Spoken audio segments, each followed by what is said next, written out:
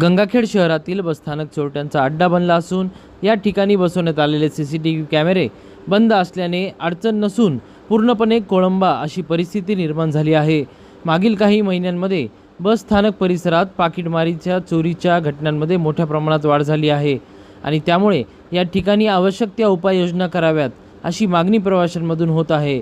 याकडे प्रशासन गांभीर्याने पाहणार का असा प्रश्न विचारला जात आहे। प्रतिनिधी राजकुमार मुंडे, DLP न्यूज, गंगाखेड। माझं नाव बंकर धारबाई मिळे, राहणार गुंजेगाव।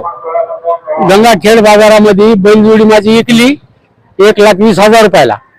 एकूण मी बस स्थानक मध्ये आलो। कोणत्या बस स्थानकामध्ये? गंगाखेड बस स्टँड मध्ये। इथं गंगाखेड बस स्टँड मध्ये चोरट्याने माझा खिसा हाणला।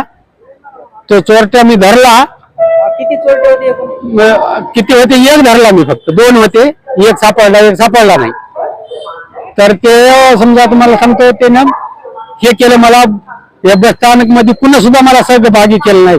कोणाच अधिकाऱ्यानं बाहेर येऊन त्याचा, पोलीसवाल्यानं नाही का, कंट्रोलवाल्यानं नाही का, कोणत्याच कर्मचाऱ्यांना सहकार्य केलं नाही। अर्धा तास पकडून ठेवला होता। हो, नंतर काय केलं, मला 2 थापडा हाणलं, झटका देऊन पळून गेलो।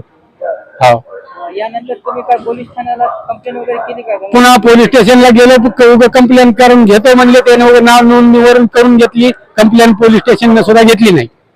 हा, काय तुमची मागणी काय आहे? मागणी काही नाही, अधिकाऱ्याने माझ्या पैशाची भरपाई करावं, कोणत्या अधिकाऱ्यांनी? या गंगाखेड बस स्थानक मधल्या। हा,